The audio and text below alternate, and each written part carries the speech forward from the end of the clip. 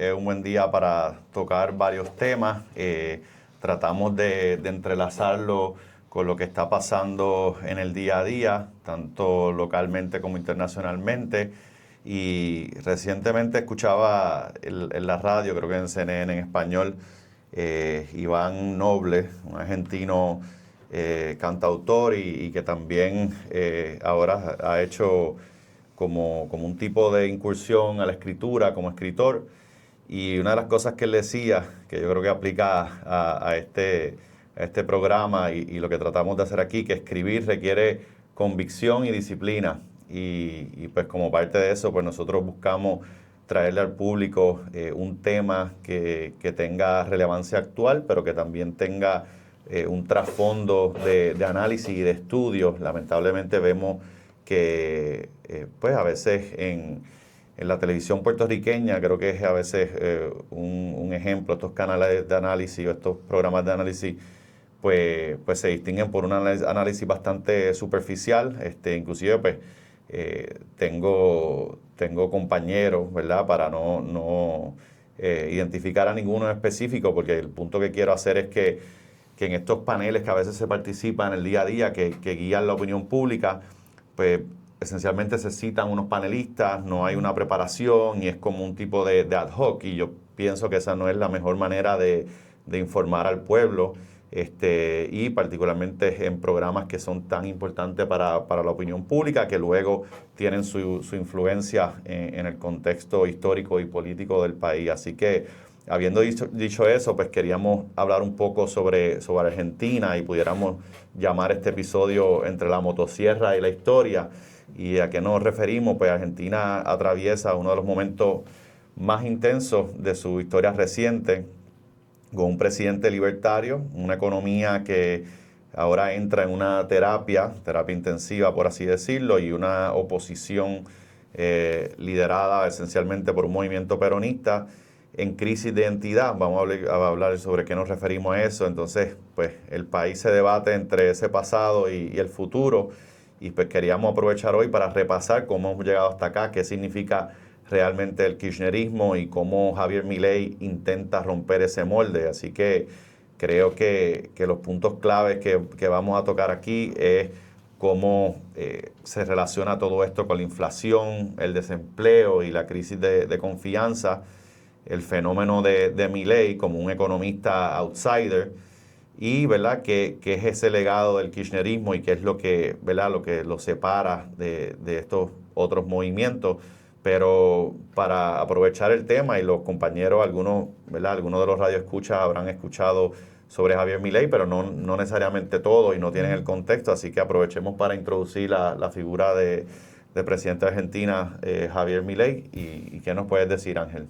Pero en resumiendo aquí, ¿verdad? Para que sepas, Javier Milei, pues como bien dijiste, es un economía, ahora político y presidente de Argentina, que fue electo en diciembre del 23, y se identifica como libertario y anarcocapitalista. Su postura promueve la mínima intervención del Estado en la economía y la sociedad, aboga por un mercado libre sin regulaciones gubernamentales, y su ascenso al poder marcó un cambio radical en la política argentina. Como bien menciona, ¿verdad? Es un outsider dentro de la política, sin experiencia previa en cargos ejecutivos, lo que lo diferenció de la clase política tradicional, a quien él se refiere despectivamente llamándolos como la casta. ¿Qué entienden ustedes ¿verdad? Que representa Javier Milei? Eso es, ¿verdad? Una descripción resumida, pero ¿qué representa y por qué creen que llega a cautivar ¿verdad? Esta masa crítica desde el punto de vista electoral? Y ¿verdad? ¿Qué lo distingue de quizás los políticos que no solamente que había visto Argentina, sino los que hemos visto tradicionalmente? Pues mira, obviamente la pregunta es extensa, ¿verdad? Hemos mencionado que Javier Milei se caracteriza por ser liberal, y como casi todos los temas y las palabras que utilizamos en el vocabulario son susceptibles de múltiples definiciones, y de hecho la mayoría de la gente no las define, y por lo tanto siempre estamos con una carga de ambigüedad. Y cuando tú oyes términos más allá del liberalismo como neoliberal, y obviamente neo viene de nuevo, y muchas veces asociamos, ¿verdad?, que lo nuevo es un progreso sobre lo que existía antes, y se vuelven temas bien complejos. Pero son ideas que tenemos que abordarlas, porque estas ideas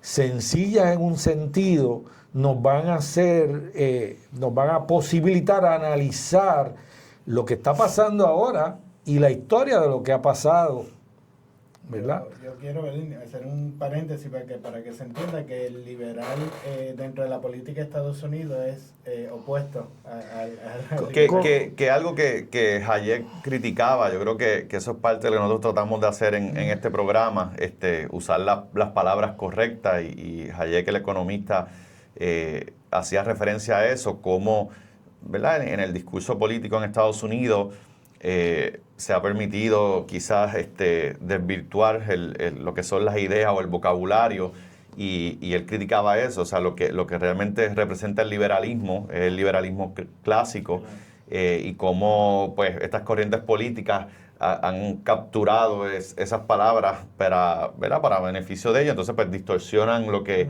las personas entienden cuando hablamos de liberal. Y hay que rescatar ese vocabulario, porque el liberalismo hay que asociarlo con libertad. O sea, el liberalismo privilegia al individuo, por lo tanto, la libertad individual. Por eso, un concepto análogo que también vamos a hablar sobre soberanía. Igualmente, cuando hablamos verdaderamente de soberanía, es la soberanía del individuo, porque el individuo es el que piensa, el individuo es el que actúa, el individuo es el que se asocia y el individuo es el que coopera. Pero los colectivos, nosotros los podemos pensar como un ser humano, pero eso realmente es una personificación o una metáfora. Por lo tanto, los colectivos no piensan, los colectivos no tienen juicio, porque el juicio lógico, ¿verdad?, que para uno poder llegar a un juicio lógico tiene que tener unas definiciones bien claras, o por lo menos, si algunas no están claras, son de uno como persona. Pero ¿cómo tú puedes llegar a un juicio colectivo donde estaría sumando tantas ambigüedades? Sí, ¿no? Y eso me trae a la mente el tema, ¿verdad?, de la soberanía, y ¿verdad?, esto tiene su implicación en lo que queremos describir de Argentina, y cómo esto fue un elemento de tensión en estas transiciones políticas. Pero a veces vemos partidos que dicen promover algún tipo de soberanía. Sin embargo, si el individuo no es libre para hacer sus decisiones, y eso tiene que ver, ¿verdad?, a veces también con decisiones económicas, pues ¿qué soberanía están promoviendo? La soberanía del Estado, ¿verdad?, ignorando la de los individuos. Pues eso se convierte en ese colectivismo, ese estatismo. Así que es bien interesante ver que ese Estado, si vamos a coger el ejemplo del Estado, el Estado no tiene soberanía, porque usualmente es un dictador o un grupo, ¿verdad?, que se convierte en dictador el que va a tomar las decisiones de lo que se va a hacer. Porque Puerto Rico, pues somos todos. Pero si hubiera un dictador, ¿verdad?, y eso podemos entrar si lo hay o no, si hubiera un dictador y diga aquí se va a hacer esto en nombre de la soberanía de Puerto Rico, pues eso definitivamente es más que una metáfora, porque no hay tal soberanía de Puerto Rico. Sí, esa soberanía de Puerto Rico precisamente destruye el fundamento de la verdadera soberanía, que es la individual. Y en un sentido, en gobiernos democráticos y electos democráticamente, pues es como una delegación, ¿verdad?, de ese poder a una entidad que represente esos derechos del individuo. Delegación del ejercicio de ese poder. Pero la soberanía es inalienable. Por lo tanto, tú no la puedes ni renunciar ni delegar. Tú puedes delegar el ejercicio de la soberanía o el poder, ¿verdad? Es una cuestión filosófica en última instancia y queremos, pero definitivamente es inalienable, es un derecho natural. O sea que en conclusión, ningún partido ni ningún movimiento que diga ser soberanista que no respete los derechos y las libertades individuales, pues debe llamarse así, es un misnomer. Definitivamente. Para tocar un poco, ¿verdad?, sobre qué lleva esto en Argentina, pues tenemos que hablar de Néstor Kirchner en 2003 cuando llega al poder. Obviamente la Argentina de aquellos años pues está pasando por una crisis, ¿verdad? Lo que se llama un default, altos niveles de pobreza y desempleo. Y entonces pues surge un modelo realmente estatista de gobierno grande, gasto social, subsidio, un tipo de nacionalismo económico. ¿Y por qué menciono esto? Porque igualmente como mencionábamos, a veces en las distintas jurisdicciones, los distintos países, pues los partidos no tienen las mismas divisiones ideológicas, ¿verdad? Yo creo que eso es más importante recalcarlo, inclusive todas estas tendientes peronistas pues se han distinguido por tener unos gobiernos como de izquierda, otros de derecha, y pues por eso no es necesariamente o no se debe usar una analogía estricta con otros partidos, por ejemplo de Estados Unidos o de Puerto Rico. Así que ese concepto, y entonces me llama la atención el nacionalismo económico, porque esto lo que se entendía era, ¿verdad? El presidente anterior, que era Menem, se veía esa Argentina como que estaba, y ellos lo llaman, ¿verdad? Kirchner lo llamarían esa época de neoliberalismo, pero el punto es que Argentina tiene una relación con lo que llaman en inglés el IMF, en español el FMI, y toda esta parte de financiamiento pues venía con un cierto control foráneo, por así decirlo. Entonces pues el pueblo argentino, yo creo que en un sentido correctamente, pues veía toda esta intromisión como socavando esa soberanía, ¿verdad? Tanto de ellos y como de su forma de gobierno.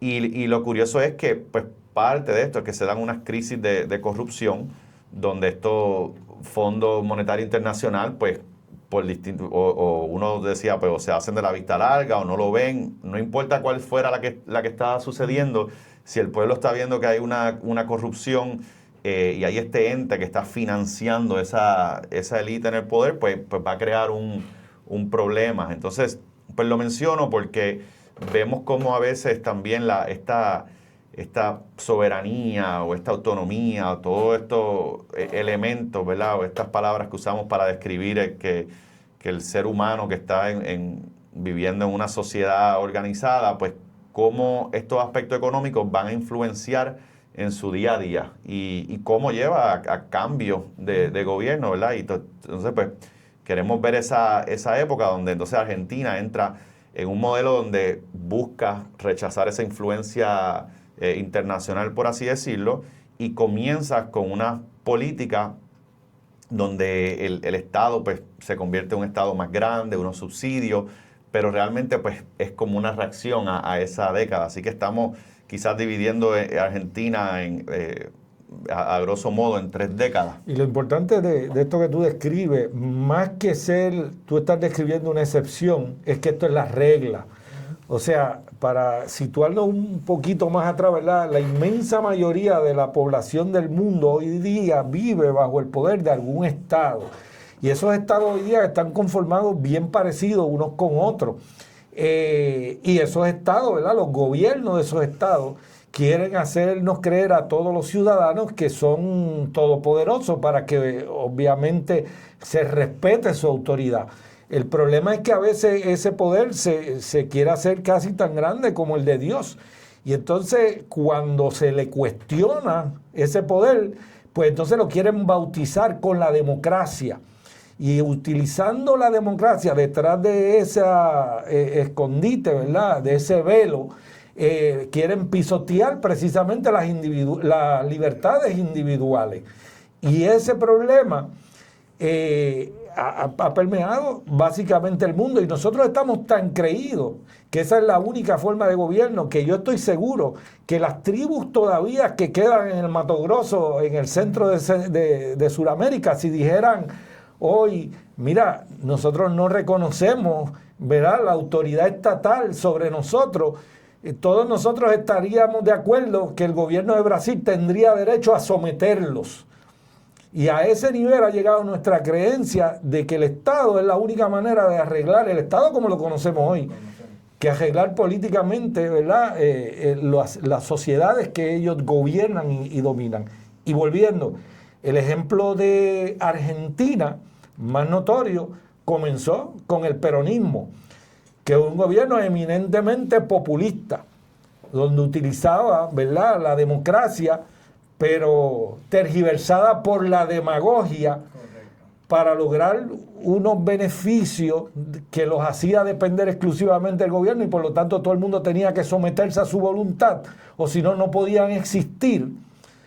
Y eso pues llega a momentos de crisis hasta que lo tumban violentamente, regresan sus seguidores, y por ahí todas las dictaduras de Videla militares en los 80, de lo cual cuando venimos al kirchnerismo y a todo esto que está sucediendo en el siglo XXI, es simplemente una continuación donde Argentina lleva más de 100 años, y por eso Milei lo señala, de cómo el país que Argentina era en los 1920, 100 años más después, está totalmente destruido.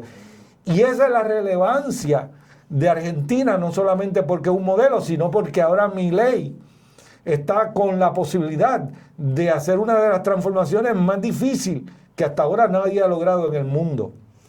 Hablábamos recientemente con un amigo argentino y quiero, ¿verdad?, hablar por qué esa transformación es difícil, no solamente en lo que está pasando ahora, sino cuáles van a ser los próximos pasos, ¿verdad?, desde el punto de vista. Pero para poner en contexto, repasábamos unos números, ¿verdad?, de esa actividad económica o lo que fue Argentina, ese principio del siglo, ¿verdad?, ya del siglo XX, y usamos la métrica del Producto Interno Bruto en relación a, ¿verdad?, a lo que se llama el Producto Interno Bruto Mundial, y creo que estaba, para que tengamos una idea, llegó a estar en 3.5%.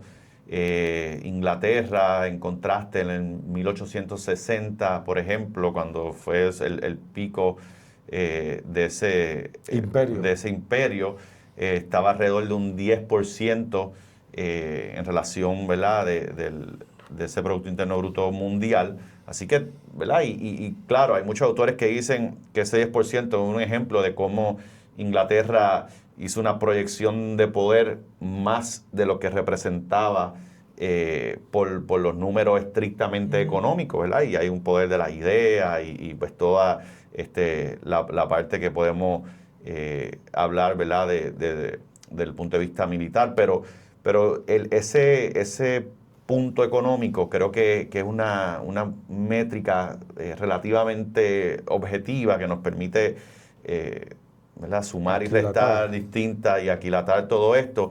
En contexto, Estados Unidos, luego de la Segunda Guerra Mundial, logra a 1% de lo que se llama el World GDP, para usar también las siglas en inglés, de 40%, obviamente significativo, pero dado en un contexto luego de ¿verdad?, una Segunda Guerra Mundial. Pero números más recientes, pues estas potencias, ¿verdad?, lo que es China y lo que es Estados Unidos, y hay distintas métricas, que eso es un poquito más técnico, pero a veces es bueno entenderlo, están como entre el 25%, ¿verdad? A veces 26% Estados Unidos y China más cercano al 20%, pero nos da una idea de qué estamos hablando. Hoy en día, Argentina, en ese Producto Interno Bruto comparado, ¿verdad?, con el mundial, es 0.5%. O sea que nos da una idea de la magnitud quizás de ese deterioro. Y pues igualmente, ahí como les mencioné, todo esto son métricas que tratan de capturar un tipo de, ¿verdad?, de estadística, de data que se pueda reflejar en otras cosas, pero sin duda es algo que hay que tener en contexto cuando discutimos este tema. Y una de las cosas más interesantes, ¿verdad?, de por qué Milei, a pesar de lo difícil que es, está pudiendo hacer unos cambios en toda esta situación, precisamente es que los liberales creen en el gobierno pequeño. Entonces, estamos acostumbrados a que estas ramas que usualmente atribuimos como normales en todos los gobiernos estatales, ramas judiciales, legislativas y ejecutivas, cuando empiezan a pelear por el poder, pues cada una quiere hacerse más grande, ¿verdad? Porque a base de ese presupuesto es que le da poder con relación a las otras ramas y con relación a la sociedad que quieren dominar. Entonces, para poder expandir ese presupuesto, el Ejecutivo muchas veces necesita el aval de la legislatura, y entonces para poder convencer a la legislatura le va a pedir algo a cambio y empieza un intercambio de favores, que es lo que da base a toda esta corrupción que hemos hablado. Milei, al querer reducir el gobierno, pues por lo menos en esa parte lo tiene fácil, porque en vez de ir a pedirle más presupuesto a la legislatura, no tiene que pedirle permiso, simplemente elimina departamentos que no tienen ninguna utilidad, y para eso no necesita la complicidad de la legislatura y mucho menos de la judicatura. En cuanto al ángulo económico de todo esto, ¿verdad? Una de las cosas que Milei habló fuera de dolarizar la economía argentina. Anteriormente estaba, ¿verdad?, el sistema de lo que llamaban el 1 a 1, donde era igualar ¿verdad?, el peso argentino con el dólar, y eso se lograba mediante unas reservas dolarizadas, es decir, el gold standard, ¿verdad?, lo que era antes atado al valor del oro en Estados Unidos, y pues ahora se mueve hacia lo que es el dollar standard. ¿Y ¿verdad? ¿Qué les trae eso a la mente? Bueno, primero que nada, la mayoría de los gobiernos establecen arbitrariamente ese intercambio. O sea, ellos legalmente, usted va a cambiar el peso, 56 pesos de este país por $1. Y aunque la meta de Milei sea equipararlo, está haciendo lo correcto, ¿verdad?, dentro de la filosofía liberal, que no es para el gobierno, eso es un fenómeno económico. Por lo tanto, Milei no va a decir, mira, yo quiero que sea 1 a 1, y lo vamos a lograr construyendo una economía fuerte, y a lo mejor, como ha pasado con el euro, que hoy día es más, tú tienes que dar más dólares por $1, pues eso puede pasar también. Pues una de las cosas, ¿verdad?, que hablábamos es que, ¿verdad?, el Fondo Monetario Internacional se asociaba con la administración antes ¿verdad?, de Kirchner, y entonces pues era esta intervención foránea, y quizás el tema que hemos traído varias veces en este programa es que entonces, pues luego, ¿qué pasa con este nuevo gobierno? Pues entonces ese mismo financiamiento que antes se recibía del FMI, ahora lo reciben mediante unos acuerdos y unos tratados con China. Así que pues realmente es importante recalcar que esa influencia internacional, desde el punto de vista que tiene una economía que pues depende de unos recursos y unas cosas, pues hay que estar consciente de que no se eliminó, se cambió una influencia por otra. Eso es mi parecer aquí. Pero lo que quería mencionar del 1 a 1, distinto a la dolarización, y hablamos mucho porque es un problema con el gobierno federal, donde pues hay todas estas políticas inflacionarias que realmente son impuestos para el pueblo, para el consumidor. Y entonces, pues, 1 a 1 era una manera, quizás, del gobierno argentino poder imprimir moneda, crear una inflación local que obviamente pues, va a afectar mayormente al pueblo. Y entonces, pues, dan este veneer, por así decirlo, esta apariencia o una ilusión monetaria de tener una reserva atada al dólar. ¿Qué pasó? Pues, obviamente, eso colapsa. Y pues es algo que me parece interesante, porque cuando uno ve toda estos sistemas donde se está proponiendo, esencialmente está el BRICS y está el dólar, al parecer van a ser los únicos dos modelos, ¿verdad?, lo que le llaman este mundo bipolar, las dos fuentes de esa política monetaria, por así decirlo. Creo que tenemos que ir a una pausa. Pues como hablábamos, estábamos repasando un poco, ¿verdad?, de esta transición en Argentina, los cambios económicos bajo Milei, y qué representa para Argentina ahora, qué representa desde el punto de vista político, si es suficiente una figura como Milei para mantener lo que evidentemente ha sido una transformación que creo que es muy importante, porque por lo menos como lo percibimos nosotros de afuera, es que envuelve a la juventud. Es como una manera, o sea, no solamente fue una transformación política, creo que también generacional, donde los jóvenes comienzan a escuchar quizás por primera vez una figura política tan elocuente en la parte económica y cómo curiosamente parte de ese discurso económico es una crítica a estos economistas que muchas veces ignoran principios básicos o las mismas limitaciones de su propia área de estudio.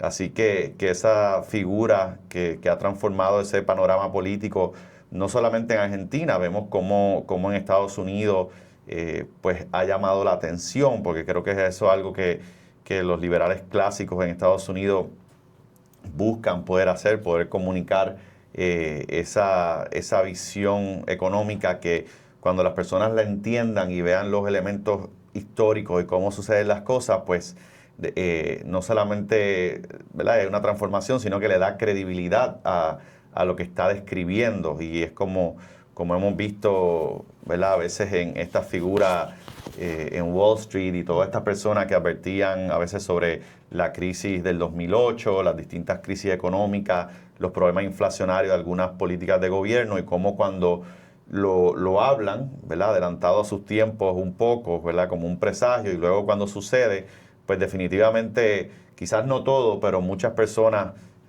miran para atrás y dicen, esa persona estuvo correcta en lo que dijo, y yo creo que Javier Milei tiene mucho de eso, pero cómo entonces se logra en Argentina o en otros sistemas políticos donde, pues lamentablemente todavía no es la regla, es la excepción, no la regla, tener este tipo de visión en un político, cómo ese sistema puede verdaderamente cambiar cuando sabemos que a veces un solo político por un espacio limitado pues no va a poder necesariamente lograr todos los cambios que se necesitan. El principio fundamental de la libertad es precisamente la libertad de asociación. Y a propósito de eso, leí recientemente y lo quiero compartir, decía que la raíz de la palabra freedom en inglés tiene la misma raíz de la palabra friends. O sea, que denota, ¿verdad?, cómo la libertad de asociación es fundamental en la libertad de un individuo. Sí, yo creo que la inflación tiene lo que en Silicon Valley le llaman a veces en programación, cuando uno hace una programación que no es la más eficiente, pero resulta que el programa funciona, por lo menos a corto plazo, pues uno va acumulando technical debt, ¿verdad? Es una deuda técnica que tiene un efecto compuesto. Tú vas acumulando todas esas malas decisiones. En este caso, pues es el programa de computadora, pero en este caso, o en el caso de los gobiernos, pues es los gobiernos, la sociedad misma.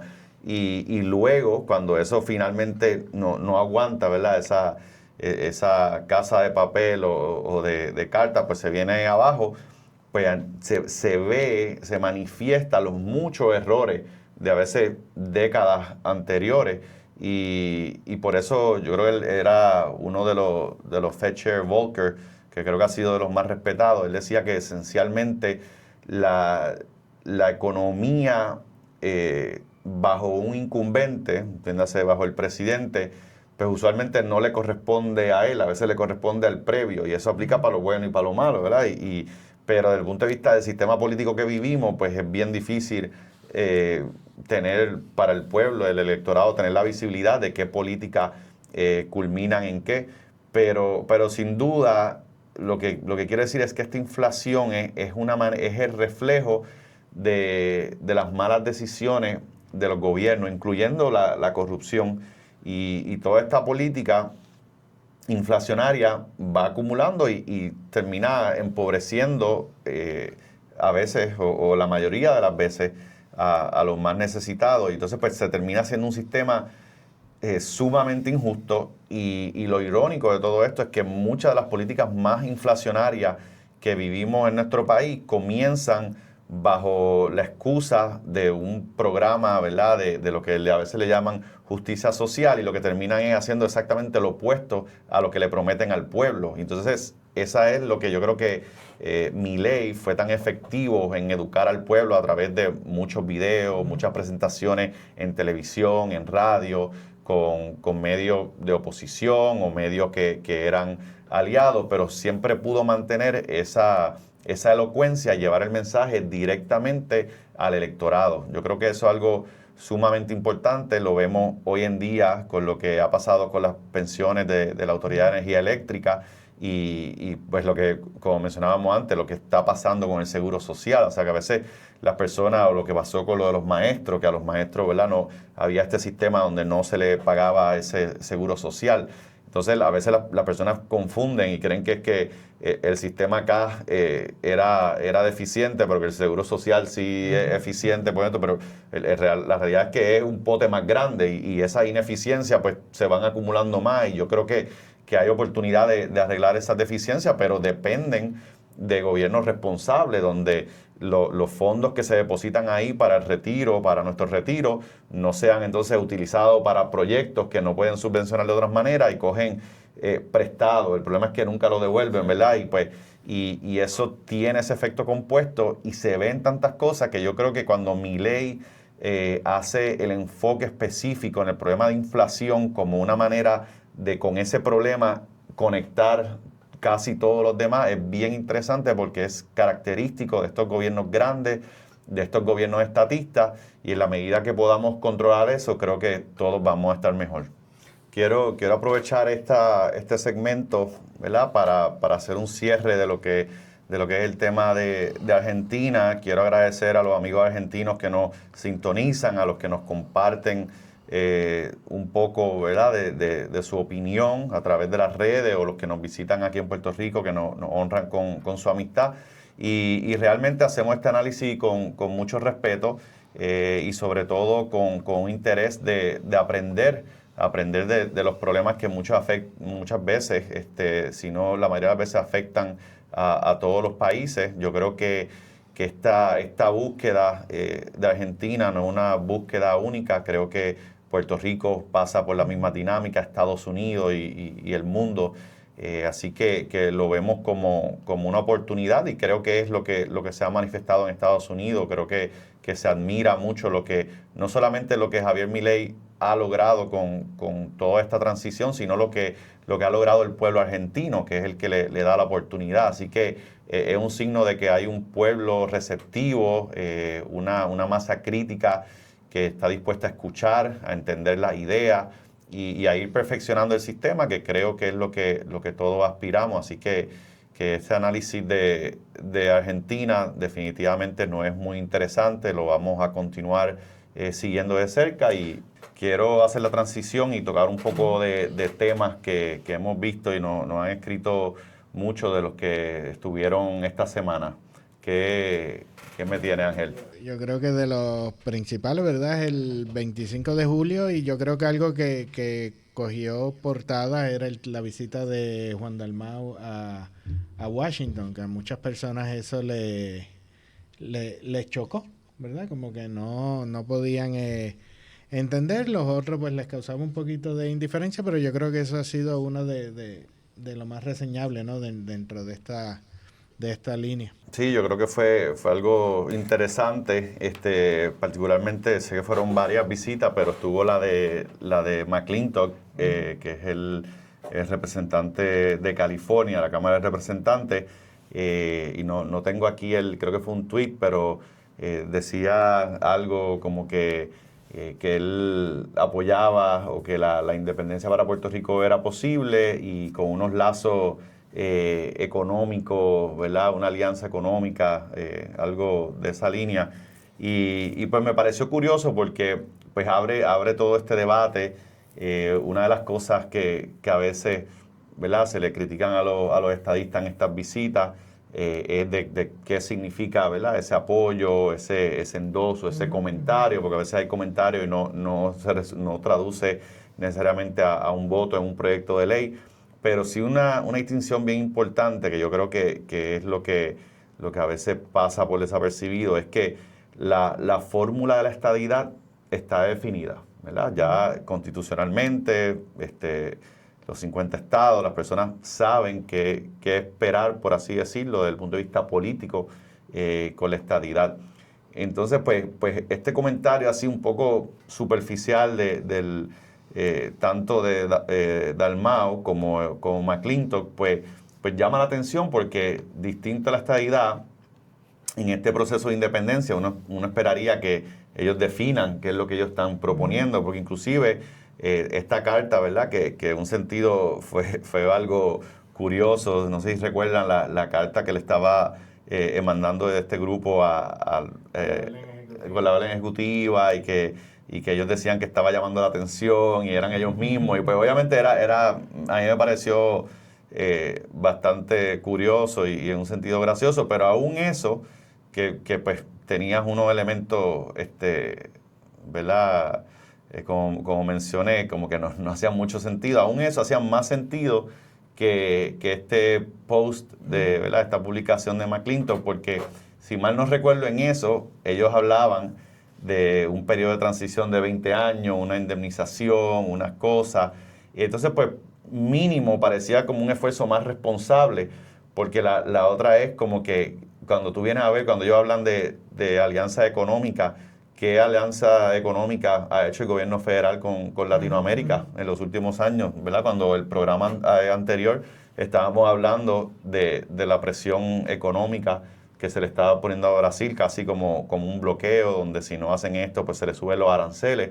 Y pues es bien importante tener en mente qué es lo que se está proponiendo, ¿verdad? Porque aquí estamos hablando de una realidad geopolítica, y si pues el representante tiene algunos mejores ejemplos, pues que nos lo haga saber, porque hay que ver, uno no puede estar proponiendo cosas que no se sostienen ni por el gobierno, por el comportamiento del gobierno federal, ni porque Dalmau no explica tampoco qué es lo que realmente está proponiendo. Así que yo no le hago mucho caso a ese tipo de propaganda.